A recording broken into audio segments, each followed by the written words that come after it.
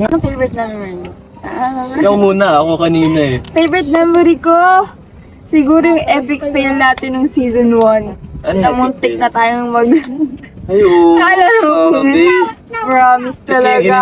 Tsaka yung eksena na yun, ad-lib talaga yun, di ba? Adlib siya. Oh, so lahat ng lines namin guys, parang based on kung paano yung character namin, how we experience our characters, parang doon talaga namin pick-up mga lines.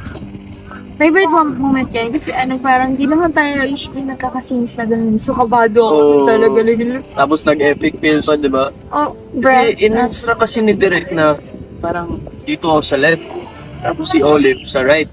Tapos yung in-instruct kay Olive, parang same din sa akin, kaya nung tingin kami, It's caught on camera. Alam nila yun, nakita nila yun eh. So, ayan, yun yung favorite moment. Oh. Ikaw. oh,